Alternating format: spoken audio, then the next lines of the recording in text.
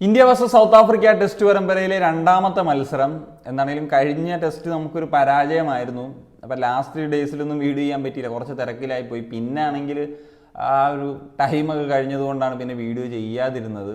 പിന്നെ എന്താണെങ്കിലും ഈ ഒരു മത്സരത്തിലേക്ക് വരുന്നൊരു സമയത്ത് പതിവ് പോലെ തന്നെ ഇന്ത്യക്ക് ടോസ് നഷ്ടമാകുന്നു. ടോസ് നേടിയിട്ടുള്ള സൗത്ത് ആഫ്രിക്ക ബാറ്റിങ്ങിന് ഇറങ്ങാൻ തീരുമാനിക്കുകയാണ്. സൗത്ത് ആഫ്രിക്ക ഒരു ചേഞ്ചുമായിട്ടാണ് വന്നതെങ്കിൽ ഇന്ത്യ 2 ചേഞ്ചസ് ആണ്. അതിൽ പരിക്ക് പറ്റിയിട്ടുള്ള ഗില്ലിന് പകരം സായ് സുദർശൻ വരുന്നു. അതുപോലെ തന്നെ നിതീഷ് കുമാർ റെഡ്ഡി എത്തുന്നു അക്ഷർ പട്ടേലിന് പകരം. അതായത് ഒരു സ്പിൻ ഓൾറൗണ്ടറിന് പകരം ഒരു ഫാസ്റ്റ് ഓൾറൗണ്ടറെ കൊണ്ടുവരാമെന്ന് പറയുന്നൊരു തീരുമാനത്തിലേക്ക് എത്തുന്നു എന്നുള്ളതാണ്. കഴിഞ്ഞ മാച്ചിൽ നമുക്കറിയാം സംഭവിച്ചിട്ടുള്ള കാര്യങ്ങളെന്ന് വെച്ച് കഴിഞ്ഞാൽ ഒരു വല്ലാത്തൊരു പിച്ച് തന്നെയായി പോയി എന്നുള്ളതാണ്. അവനവൻ കുഴിച്ച കുഴിയിൽ അവനവൻ വീണു എന്ന് പറയുന്നൊരു സാഹചര്യമായിരുന്നു.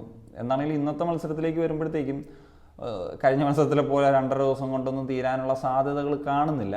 ഈ ഒരു മത്സരത്തിൽ ഇപ്പം ആദ്യത്തെ ഒരു ദിനം നോക്കുന്ന സമയത്ത് തന്നെ ഞാൻ പറഞ്ഞല്ലോ, സൗത്ത് ആഫ്രിക്ക ഒരു ഭേദപ്പെട്ട നിലയിലാണുള്ളത്. 247-ന് 6, 81.5 ഓവർ എത്തി നിൽക്കുന്ന ഒരു സമയത്ത് ഈ ഒരു മത്സരത്തിലേക്ക് വരുമ്പോൾ തുടക്കം തന്നെ 2 ബൈ, അത് ബുംറയുടെയും അതുപോലെ സിറാജിൻ്റെ, അങ്ങനെയാണ് അവരുടെ ഒരു റൺസിൻ്റെ ഒരു ഒഴുക്ക് തുടങ്ങുന്നത്. ശേഷം ബുംറയ്ക്ക് വിക്കറ്റ് നേടാനുള്ള ഒരു അവസരം ഉണ്ടാകും. അപ്പോൾ മാക്കത്തിൻ്റെ ഒരു വിക്കറ്റ് നേടാനുള്ള അവസരം ഉണ്ടായിരുന്നു. സ്ലിപ്പിൽ നിന്നിട്ടുള്ള KL രാഹുൽ ഒരു ക്യാച്ച് മിസ്സായി പോയതാണ് ഒരു എഡ്ജ് എടുത്ത് വന്നത്. അല്ലെങ്കിൽ വളരെ കുറഞ്ഞ റണ്ണിൽ നിൽക്കുകയാണ്. എനിക്ക് തോന്നുന്നു 4 റൺസിലോ മറ്റോ മാക്കം നിൽക്കുകയാണ്. 16 ആയിരുന്നു ഒരു ടോട്ടൽ സ്കോർ. ആ ഒരു അവസരത്തിലായിരുന്നു. പക്ഷേ പിന്നീട് ആ ഒരു പാർട്ട്ണർഷിപ്പ് നല്ല രീതിയിൽ കളിച്ച് മുന്നേറി വന്നു എന്നുള്ളതാണ് ഏറ്റവും പ്രധാനപ്പെട്ട ഒരു കാര്യം. ഇപ്പം സോഫാർ നോക്കുമ്പോൾ കഴിഞ്ഞ മത്സരങ്ങളിലൊക്കെ ഉണ്ടായതിനേക്കാളൊരു നല്ല പാർട്ട്ണർഷിപ്പ് ഈ ഒരു ആദ്യ വിക്കറ്റിൽ ഉണ്ടാക്കിയെടുത്തു. കഴിഞ്ഞ മത്സരത്തിലും ഓപ്പണിംഗ് പാർട്ട്ണർഷിപ്പ് മികച്ചതായിരുന്നു, അത് നമ്മൾ കണ്ടതാണ്. അങ്ങനെ എല്ലാ സ്പെഷ്യലിസ്റ്റ് ബോളേഴ്സും ഈവൻ ഓൾറൗണ്ടേഴ്സ് ആയിട്ടുള്ള ഇപ്പോൾ നിതീഷ് കുമാർ റെഡ്ഡിയും വാഷിംഗ്ടൺ സുന്ദറും വരെയൊക്കെ ബോൾ എറിഞ്ഞു. വിക്കറ്റ്സ് വരുന്നില്ല, 26 ഓവറുകളിൽ പോയി.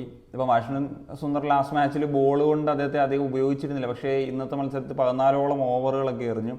അങ്ങനെ ഇരിക്കുന്ന സമയത്താണ് ജസ്പ്രീത് ബുംറ തന്നെ മാക്കത്തിൻ്റെ വിക്കറ്റ് നേടാൻ നിയോഗിക്കപ്പെട്ടിരുന്നു എന്ന് പറയുന്ന ആ ഒരു തീരുമാനം. ഇത്തവണ അദ്ദേഹം കുറ്റി തെറിപ്പിച്ചുകൊണ്ടുള്ളൊരു വിക്കറ്റ് നേടുകയാണ്. 38 റൺസ് 81 പന്തിൽ നിൽക്കുന്ന സമയത്ത്.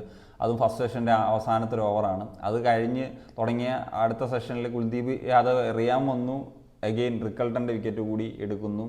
അങ്ങനെ ഓപ്പണേഴ്സിൻ്റെ വിക്കറ്റ്സ് ബാക്ക് ടു ബാക്ക് നഷ്ടപ്പെടുന്ന ഒരു അവസരത്തിലേക്ക് വരുന്നു എന്നുള്ളതാണ്. അതായത് 82-ന് 0 വന്നിടത്ത് നിന്ന് 82-ന് 2 വിക്കറ്റ് പോകുന്നൊരു അവസരത്തിലേക്കൊക്കെ പോയി. ദെൻ ബൗമയും സ്റ്റബ്സുമായിട്ട് നിന്നിട്ട് ഒരു നല്ല പാർട്ട്ണർഷിപ്പ് ഉണ്ടാക്കിയെടുത്തു. ആദ്യ പാർട്ട്ണർഷിപ്പിനേക്കാൾ 2 റണ്ണ് കൂടുതൽ, അതായത് 84 റണ്ണിന് ഒരു പാർട്ട്ണർഷിപ്പ് എടുത്തു.